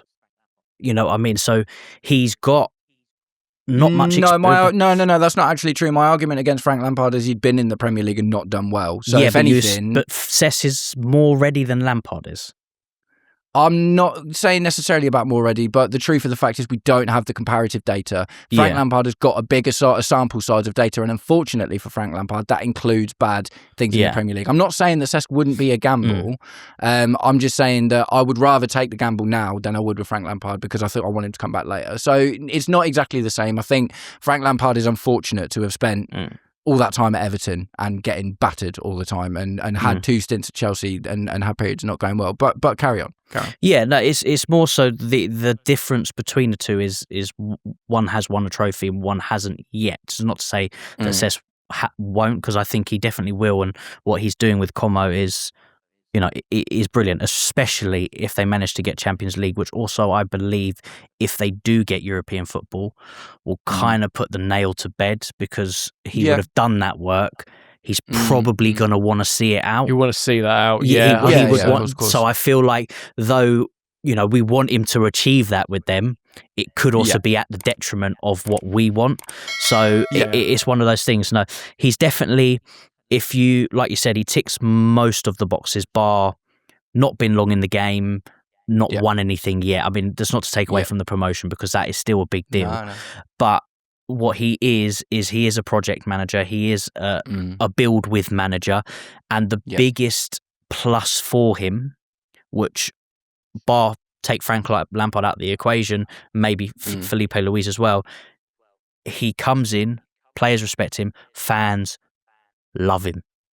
Love him. You're willing, I'm willing to give a Cesc Fabregas time, more so than I would be to give another manager that has similar experience to him, because of what he did for us, what I can see he's doing now and his ideas. And also, out of all the managers that we're looking at, a lot of them still like to build up from the back, and we know if we're going to keep the players that we have, which hopefully we're not, he doesn't tend to play that way. It's get it out quickly, get it to the midfield, build from there, get your attacking players into the game, because he wants to win games. He doesn't want to sit with the ball at the centre-back for the majority of the game. So it's a style that we want to see. We want to see that more flair, that more attacking style of football. But it will be a gamble. You're never going to get 100%. Record. No, 100%. I agree with that. His defensive record with Como is incredible. So their XG against is 0.75 goals per game, which is up there with the top in that league. Yeah, and you'll find that's because he's not building on that unnecessary pressure by playing out from the back in this ludicrous way that we're seeing from teams. So not to say that he's not going to do it at any point, because of course, to control the game, you're going to move the ball across the pitch all over. But it's not if you're being high pressed and under pressure all the time, force yourself to play. And we've seen that with Frosinho, we've seen that with Maresca. Even Callum today started today. We saw little bits of it today. So, I am so sick of the centre-backs having the ball for 60% of the game. I'm so bored of that. What world do we live in where passing stats are led by centre-backs? What? Wild, absolutely wild. I'm just talking about us. I'm talking about the Premier League. Yeah. No, top passing stats on the whole board. So, centre-back, full-back, centre-back. What are we doing here? It drives me up the wall. Loads of really good points in there, Kai, and I do agree with you. What I'm not saying is it wouldn't be a gamble. I'm saying that I'd be willing to take, with the Frank Lampard thing, I want Frank Lampard to come later. I want when Frank Lampard comes, I want him to be cooked, baked, ready. Do you know what I mean? I want him to be ready. Cesc Fabregas, I'm willing to take a risk on because of the unknowns almost. Do you know what I mean? It's like if Frank Lampard had managed Crystal Palace and got sacked, I wouldn't be like, oh, get Cesc Fabregas in because he's managed Crystal Palace and got sacked. So like I say, the almost benefit, he's almost got like the benefit of not having the experience, but he's still got the allure and, like you said, the connection to the fans and stuff. I think that's really important. And it is like with Frank Lampard, because the fans, we didn't want Frank Lampard to get sacked when he got sacked the original time, even though I think it was a run of 8 games that had gone really badly, wasn't it? And even though, Tuchel come in and wins the Champions League, so obviously it's all history. But I think the majority of Chelsea fans, like definitely me, I wanted Frank Lampard to stay and I wanted us to push through and give him that opportunity to learn through it. So final word on Cesc Fabregas. Jay, what do you think about Cesc Fabregas? And do you think that it would be a worthy appointment? But like you say, I know you're kind of feeling like you think it's a bit too soon for him. If I'm looking at the managers we are actually linked with, he's top of the list in terms of someone that genuinely excites me, has that connection, and I'd be willing to be like, do you know what, I'll invest some time. And this is the one thing where I don't want like the whole Blueco thing to kind of pull the wool over our eyes a little bit, because the fans are getting to the point now where we don't want to keep resetting the clock. We don't want to keep going, oh, we need 3-4 years or whatever. So there would be a little bit of pressure in terms of we need to kick on now. There is no waiting game. But when I look at everyone else, like Marco Silva, I'm like, oh great, like this sideways or a backward step. Like, do you know what I mean? Like and that's no disrespect to him. He's probably a great manager, but he's not going to take us up. At least with Fabregas, there is a lot more positives to it than there are the other managers. So I would say, bring him in. Why not? He's a top candidate, but there are still a few question marks, I think. Yeah. That's fair. I don't think there's a single manager on this entire list that there isn't a question mark about. Somewhere, even we wax lyrical about Diego Simeone. Don't get me wrong. Oh mate, it's still question marks. Do you know what I mean? Yeah, he doesn't speak English, and is he too aggressive? Like I think there's question marks over everyone for sure. Kai, what do you think on your last word on Fabregas? Yeah, I mean, echo what Jay said. Like I said, like I'd be willing to give him the time, but I also understand, and like all of us, that we need results, we need improvement, we need to go to the next level. It's not come in and stagnate. I don't want him to particularly. I know he needs to come in and steady the ship, but I'm not looking at him going, bring Fabregas in to steady the ship. No. Bring a manager in that is going to take us to the next level, not just he's going to get a full pre-season with this squad and go, right, top 4 is an absolute minimum, and we're getting some domestic silverware. Like, that is it. That is the standard. And if I'm comparing into what is on the list, he's the ones that I want, in my opinion. He's the one that I can get behind more so than the rest. So, I'd be happy with him. Okay, so we will talk about the last. Well, actually, I've got the last manager, and I've got a bonus one as well. We've got a little bonus one. Bonus that I think will be interesting to talk about. That'll be a bonus. Little bonus pick. But before we get into the bonus pick, I'm gonna stop fanboying over Cesc Fabregas, and we're going to talk about Andoni Iraola, because he is the only manager on this list that has Premier League. If it had to be a manager with Premier League experience, I think he's the only option, if I'm completely honest. Now, I've done a video about him today, so I know a little bit about how he plays and stuff, and I've got questions and I'm not sure. But over to you, Jay. Andoni Iraola, what do you think? I'm going to be honest, I'm not over the moon about it. And this is something that since the whole, even before Rossinha got the boot, people were saying, just bring in AI, bring in AI. In all my comment sections, TikTok, YouTube, whatever, every single day. Oh, just bring in Iraola, it's game over, blah, blah, blah. And I'm just not sure about him. Like, he's done well for Bournemouth. He's galvanised the squad. He also went on 11 games of not winning. Like, it's very hit and miss. It's not like this perfect manager who just got it a little bit wrong in Bournemouth and that's it. He is, I think realistically, he is who we end up with. I think we end up with Iraola. He's keen. He's come out saying he's keen on the project. Yeah. He wants to stay in the Premier League. The only if is if he wants to go back to Spain with his family. Fair enough. I think we end up with AI, if I'm being honest, and I honestly don't know if I trust it. I don't know if I'd be very much in a Rossinha when he was first appointment, where I'll just go, show me what you can do, bro. Get me your results, I'll back you. If you can't, unfortunately, you go again. It's one of those. I don't know. And maybe I'm wrong in saying that. Maybe I'm not as educated as I should be. I'll probably do some more research on him, but from everything I know, you've got half the fan base absolutely wax lyrical about him, and you've got the other side of the fan base going, we absolutely do not want this guy. Like, he's not the answer. And I'm kind of just like, jury's out for me. I don't know. Yeah. What do you think, Kai? Yeah, it's a tough one. It's another similar situation of a team that has got a manager that gets mid-table most seasons and is now potentially going to take a bigger job and could buckle under the pressure. We've seen it with counter managers.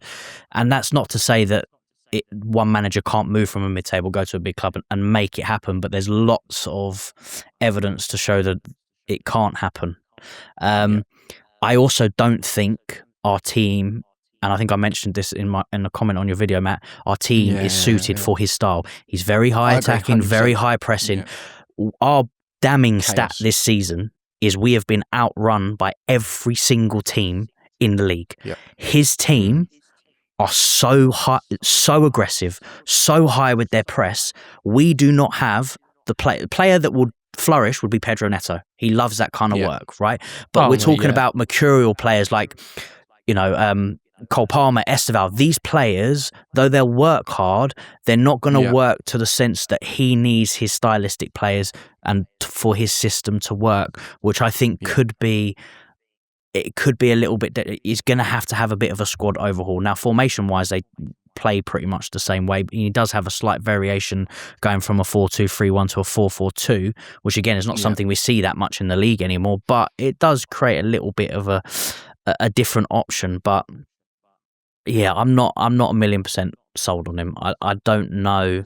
I just don't think it's an inspiring. Yeah, is he going to inspire choice. The players? I don't think so, and that is the biggest problem why a lot of managers are falling out, is because the players are not believing in them. And I don't think someone like that coming in is going to inspire. Where were you?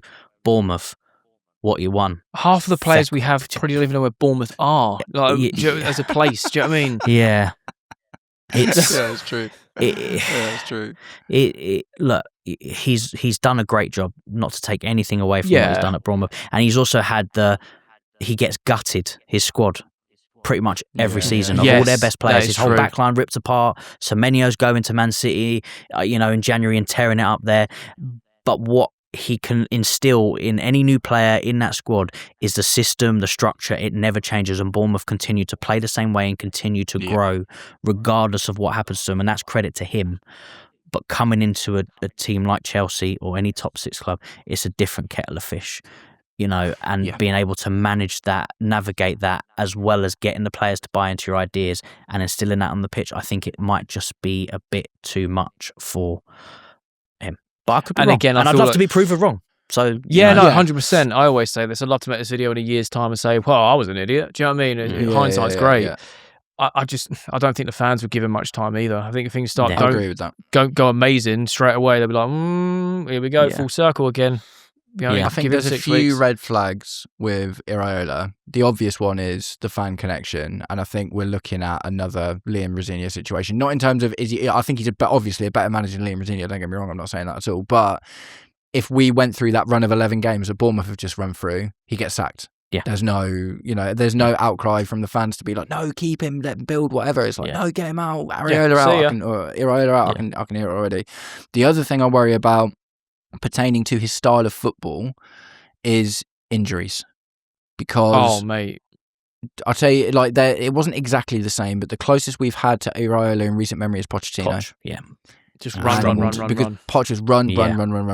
And it was high press. It was running. I'm sure like Kai said, he kind of switches formations mid game and stuff, and it's a bit fluid and that. So I'm not saying they're exactly the same, but looking at our injury list this season, looking at the type of players that we've got, Cole Palmer is not going to run for 90 minutes, is he? Reece James can't run for 90 minutes, at the end of the day. I worry about, and if you look at Romeo Lavia is not like a super athletic midfielder. He doesn't move that much. Do you know what I mean? He kind of, he gets the ball and he passes it back on and stuff. Moises Caicedo complained about Pochettino after Pochettino left, because he said, and it was a really interesting interview that came out. He said it was a really bizarre switch for me, because I'd just come from De Zerbi, who was all tactics, and then I go to Pochettino, who's all run. So even Caicedo doesn't like playing that kind of football, and you might think, Caicedo probably played quite well in a high-pressing team, but Caicedo prefers tactical instruction and flourishes better under tactical instruction, and we can see that because Caicedo didn't have a great season under Pochettino, but looked really good under Enzo Maresca, who was a much more tactical focused manager. So I worry about injuries. I also think, and I said this to Kai before, I think the overhaul you'd need for the squad to get them to play that style of football really well is bigger than if we were looking at a Felipe Luis or a Fabregas, for instance. Yeah. I think you need more athletic players than we've currently got. Yeah. And Your we gut and your need wingers, confident. everything. You'd literally, because you just can't hack it. They wouldn't. We'd absolutely 100% need a new goalkeeper as well, because I don't even think Mike Penders have played that particularly well under that kind of system. I don't think we'd have a choice, though. I think Mike Penders is number one next season, whether we like it or not, or the new manager likes it or not. I think that is the call that's going to happen. Well, there's still talks about Robin Roofs from Sunderland. 50 mil, though. Well, just pay it, man. We need a good goalkeeper. I'd be happy with Roofs and Penders as options next season. Fair. So yeah, Iraola, I think the weird thing is, even though like there's reticence for Fabregas, Iraola, it seems like there's even more reticence towards, and I think it's the fan thing rather than the, if Fabregas hadn't been the Chelsea manager, maybe we'd have talked differently about Fabregas. But with Iraola, there's no connection to the club at all, and the dangers seem to be more obvious, I think, with getting Iraola. Can our squad hack? Like, look at Liam Rosenior tried to play a high press. Don't get me wrong. I know it's, apples and oranges or whatever. The reason that Liam Rosenior was bad wasn't necessarily because he tried to play a high press or because of the tactics. It's because the players didn't like him, by the sound of it. A lot of stuff has just come out recently where players are saying, it's kind of rumours are saying he held too many one-on-one meetings with players. They didn't like the way he talked and stuff. So even if his tactics were good, if they've lost respect for him, it doesn't matter because they're not going to buy into it. They're not going to follow the tactics. Also, I feel like there's coming in, it was difficult for Rosenior to come in mid-season because they'd just been coached by Maresca for 18 months to play a certain way, and this guy comes in and goes, hey, we're doing this now, and everyone's like, what? Who's this high guy? Press. Do you know what I mean? High Play press up from the back and high press at the same time. Huh? Do you know what I mean? And you could see there was a bit of a hangover in his first run of games where we were getting results, because you could see at some points the team were just they were in this sort of autopilot. We're going to invert from here, we're going to build from the back, and these passes need to be made, and these sort of triangles. The longer he had with that team and the more he wanted to change it, that's when things started to... the worse it got, yeah. So that's the thing with Iraola, isn't it? Like, and we've seen our team try and play a high press.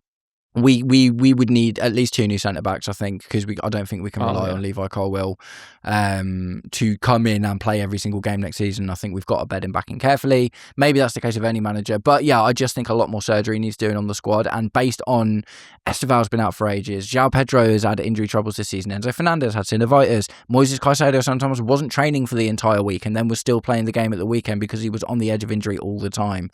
We're just about to come out of a World Cup year as well. We don't have the players don't have a summer off until next year. Do you know what I mean? 27 summer is the first summer that a lot of these players are going to get off in 3 years. So do you bring Andoni Iraola in right now to run the team absolutely ragged, even if we do purchase 3 or 4 top quality players? I don't know, man. I'm concerned about that. I'm concerned about that, to be completely honest. Yeah, I suppose the biggest word you're going to say about all these managers is, regardless of what one you pick, if it ain't an elite winning manager, it's a gamble.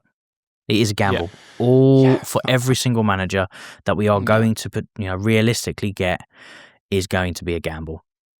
100%. That's true. And the only elite winning manager, there's 2. Oh, well, 3, arguably right now on this list: Conte, Nagelsmann, and Simeone. They're the only 3. Well, maybe Alonso as well, because the Leverkusen thing was really impressive, but obviously the caveat is... It wasn't that long ago as well. Yeah, no, it wasn't that long ago. So there are, half of the managers that are elite and title winning, more than half, are in the rule out category, essentially. So, and this is the thing, like, I feel that any manager we get is going to be I almost feel like every single managerial appointment is a gamble. Look at Xabi Alonso going to Real Madrid in the first place. Like, that seemed nailed on, but it didn't work out. Ergo, it was a gamble. So, I'll run through the managers that are in the news that we're being linked to at the moment, and I'll get you to not to pick out of these ones who you would have. So we've got Marcus Silva, Frank Lampard, Xavi Hernandez, Felipe Luis, Cesc Fabregas, and Andoni Iraola. Cesc out of that list. I'm going to have to go. Yeah, I'd go Cesc, but I wouldn't be opposed to Felipe Luis or Lampard. I think those 3 for me, I'd be like, do you know what? Game's the game. Let's see what happens. I'd It's be also- okay with Felipe yeah. Luis, if I'm honest, because I think he's had like I say, even though Marco Silva's got Premier League experience, I'd rather see Felipe Luis than Marco Yeah. Silva. Interesting that you had two choices there, and neither of them were Iraola, though. I do find that fascinating. Just It's uninspired by it. Yeah. And like I said, even in my comment section, 50% really want him, 50% like we don't need him, and I'm just like, I don't really know. Do you know what I mean? I'm not going to sit here and pretend that I'm an expert in Iraola's football. I just see what he's done at Bournemouth, and there's no discredit to him. He's done a great job at Bournemouth, like Kai was saying, but he's getting his squad ripped up, and he's still performing in the high press. He made some really good points. I don't think we've got the squad to deal with his managing style, personally. Yeah, I think so too. Yeah. And like you said, with whatever gamble we're going to take, if the gamble is also somebody that has an affinity to Chelsea that has played for us, it will Soft the help. blow. It will help. Yeah. It will soften the blow. It also builds. They don't have to fight for the love from the fans. They've got it. Yeah. It'd be really smart from Blueco to do that, actually, because obviously the fandom is on fire at the moment in terms of the protests, and I'm getting Blueco out and carrots put in my comment section every single day at the moment. Do you know what I mean? It's just happening. The fans are incised, and there is no love lost at all between the fandom and Blueco, and not even from us. Like, we're not even the biggest. We don't spend all of our time talking about Blueco. I think the three of us generally stick to news and football, but we're not like here happy about it. Do you know what I mean? So I do think that I it would be genuinely smart for Blueco to pick a manager that could win a little bit of love back from the fans, not to them, but just to connect to the club again. Yeah, look, we've all got our own opinions, but I feel like there is something that unanimously right now, as an entire fan base, we just don't like the owners. We don't like the way the club's being run. We don't like the direction. I think that is a blanket statement that everyone can now agree on, and that has grown over time. And yes, there's been people from the start. Fair play. If you're early to it, cool. And there's been people over time that have slowly been like, actually, and I've had loads of people DMing me saying this year is the year I feel the most disconnected from our football club. And I'm like, I don't blame you. I'm not going to sit here and try and persuade you otherwise. I do not blame you. No, not at all. But like we've said many times, I'm not going to make it my entire personality and rant about it all day, every day. It's exhausting. Yeah. I'll still spread the message. Of course I will. Yeah, exactly. And, whether it's PR or whatever, the news is the news, and we're just going to keep talking about it. And like I said, I don't know if it was the start of the video or not, there is an element of delusion of being a football fan, and that's what I like to cling to. It's that bit of hope, do you know what I mean? Yeah. And a little bit of delusion. You have to. Even Hope's the dark eternal, times mate. that we've Hope's gone eternal. through, we're into an FA Cup final, and we still got to, dream about it. And the message will not change, but we still have to have a manager, and we still we still need to to look at that. Otherwise, we're going to be left with Callum at the wheel. And do you know what? That's it. That's the answer. Callum at the wheel. Then nobody gets to change this it. neatly brings me to the bonus pick. Right, this is the bonus pick. Callum McFarlane. No. Right, so this... No, wait. All right, wait, hold on. Let me set the scene. The scene is Aston Villa win the Europa League and finish in the top 5. Sixth becomes Champions League spot. Callum McFarlane wins the FA Cup and finishes 6th, which gets us into the Champions League next season. Do we let Callum McFarlane come on now. take I'm all the for wheel a fairy for the tale. next season? I'm all for a fairy tale, but no, we do not do that. We do not do that. And Needs the to reason, take his the main trophy reason, and dip. Yeah. Ticks his CV and goes somewhere else and manages or whatever. Just goes, you know what? Managed 4, won like 3, drawn 1, unbeaten. I don't know. FA Cup, Maybe, love it. Maybe Whatever he could go and get his coaching badges. Yeah, maybe. Coach, do you imagine that? Going to the place with all the other coaches aspiring to get it and be like, oh, what's your experience? Won the FA Cup last week. Just need to tick this off, Absolutely wild, do you know what I mean? Do you think someone... Well, no, I mean, I know he hasn't got the... I don't know if it's the coaching badges, but he doesn't have the professional qualification at the moment. He has coaching badges, but he hasn't got the certain... He has UEFA to do it. Last I checked, he has UEFA B, which is that's like academy level. And the way round so is, you could be an injury even if he does this, if he does this and gets us into the Champions League, what I'm thinking in my head is there any chance of another team coming in for him? Do you think, or can that not even happen? If he wins the FA Cup, they'll probably fast track his license. Because who was the coach There was a coach recently. He was in France. He was like 36 Is years it old Will or something. Steele or Oh, the something? FM manager guy. Yeah, They got hired off the back of that. Yeah, they had to fast track it, and then he They were getting fined every week Yeah. for him being Football in manager the completed it, mate. Yeah. And he was just Yeah, like, yeah.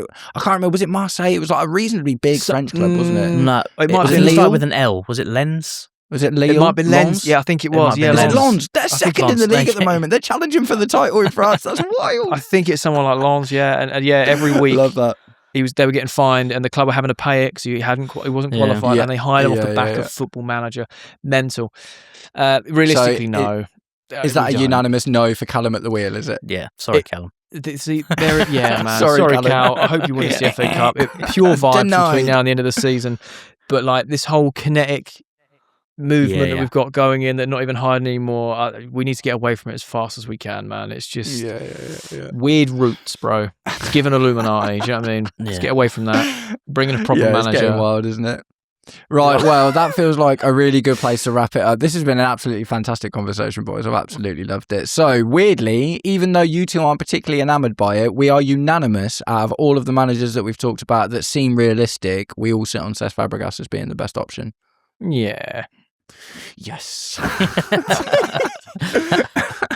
Mission No, accomplished. I am just an absolute fanboy. Like, I can't help it. I'm just such a fanboy of Cesc Hey, look, I Fabregas. get it, But man. you know, I just think that he's got a bit of that aura as well, and the connection to the fans. Like, I want a bit of a geezer. Do you know what I mean? The next guy Yeah. that comes in, Liam Rosenior. Like, I love the generational PR run at the start, but it just got. Oh a man, bit- they had to take a microphone away from him. He was the most. They were doing like half time in the tunnel. Like, hey Liam, what do you think? Like, leave him alone. Yeah, Take it away from. I Like, don't take the mic get away that. from him. Don't like at that. all. No, I I The don't don't most like like that. interviewed man on the planet, bro. Yeah, Yeah, it's because wild. he drops and gems you know what? all He the was time, getting doesn't he? He was getting interviewed by Sky LinkedIn like Liam. every week. I kept seeing it on YouTube. There was like, and you don't see it with anyone else, but every single week, Liam Rosenior is sat in a chair in a dark room geting interviewed on Sky, and I'm Yeah, just I'm like, just aging men. Yeah, Yeah. We've got to respect the ball. Respect the Yeah, ball. yeah, right, Yeah. Liam, calm down. Like, do you know what I mean? No wonder the squad were Build like, your Lego, "Who's go this sit guy, in the bro?" corner, mate. Yeah, clap. go and clap, mate. Go on. Yeah. Liam Clap Rosenior off, is mate. part of the Clap 5 off. a.m. club on LinkedIn. Do you know what I mean? He definitely is. Yeah, But for sure. look, it is what it is. I think he'll go have a good coaching career, but it was just an absolute car crash waiting to happen at Chelsea, unfortunately. Yeah, and hopefully he ends up at Tottenham in the Championship. That'd be funny, wouldn't it? Right, so guys, we're going to wrap it up there. With me today, and this has been fantastic. This has been probably the best collab I've done in ages. I've really enjoyed it. I've got Jay from Talking Chelsea. If you are watching me, you're probably watching him already, but if you're not, get over there and subscribe. You've just hit 12k, haven't you, Jay? I have indeed. Yeah, thank you very much. Appreciate it. Congratulations. Yeah, awesome. Thank you. And I know you've got some very interesting content coming out in the near future. So, guys, if you're not already subscribed to Jay from Talking Chelsea, get over there. And, of course, Kai from Behind the Dugouts is starting to ramp up for the summer. More content is coming. Excellent tactical analysis. Behind the Dugouts, get over there and subscribe to that channel as well. Nice one, guys. Thank you all very much for sticking around until the end of the video if you did. And all three of us will catch up with you very, very soon. Take it easy. Peace.